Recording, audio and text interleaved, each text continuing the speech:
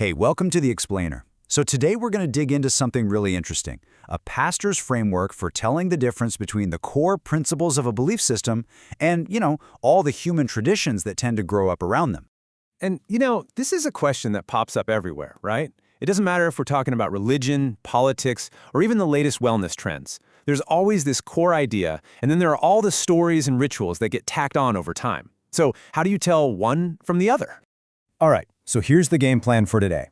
First, we're going to define a couple of key ideas, then we'll look at how to tell them apart, explore a really important nuance, and finally, see how this whole framework can actually be a useful tool for thinking about, well, just about any complex topic.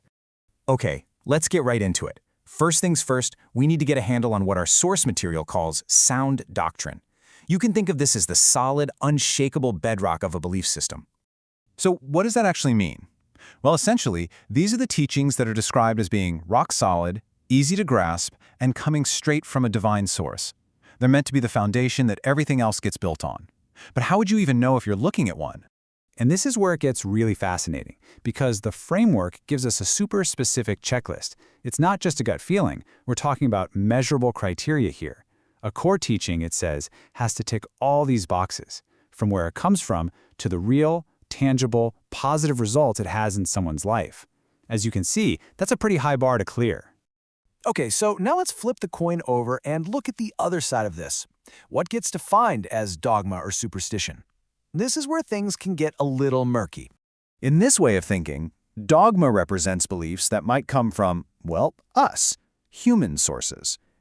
Things like stories, maybe dreams, or claims that just can't be verified.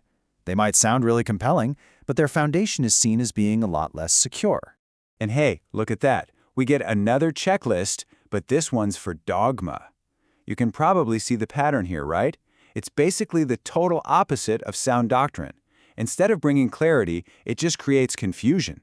And instead of a solid foundation, you get something that could, potentially, fall apart and really shake a person's faith. Now, to make this idea really land, the pastor gives a couple of powerful examples. First up, think about a relic, like a piece of wood that's claimed to be from the original cross. It's a powerful story for sure, but it depends entirely on a long, long chain of human tradition. And then there's another famous one, the story of Veronica's veil.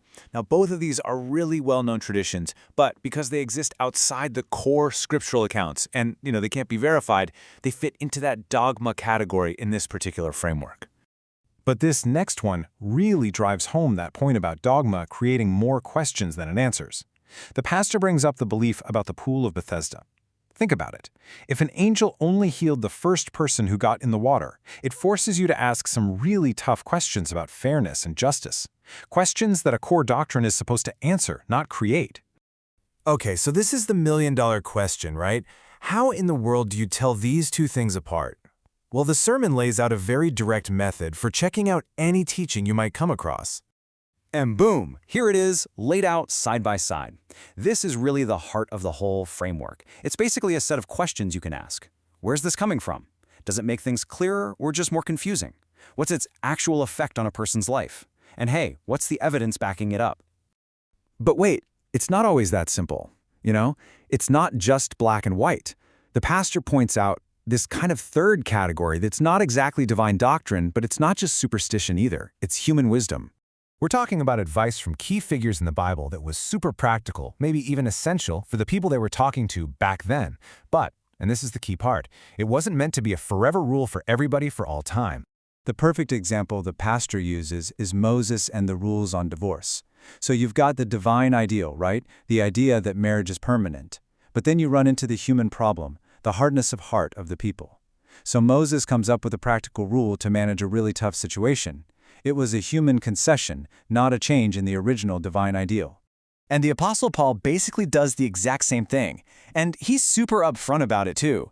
He gives his judgment on marriage for his community, but he's careful to say, hey, just so you know, this is from me, not a direct command from the Lord. He's literally drawing a line in the sand between his own spirit-guided wisdom and a timeless doctrine. Okay, so we've walked through this whole theological framework. What's the big takeaway here? What does this mean for all of us, no matter what our belief system is? Because the real power here is that this isn't just about theology, right? This is like a portable toolkit for critical thinking. Seriously, think about any new diet trend you hear about. You can ask, where did this come from? Solid research or just one person's story? Does it make things clearer about how my body works or just create more confusing rules? What are its real effects? And is it a foundational principle of health or just some advice for a very specific situation? And that's really the final thought we want to leave you with.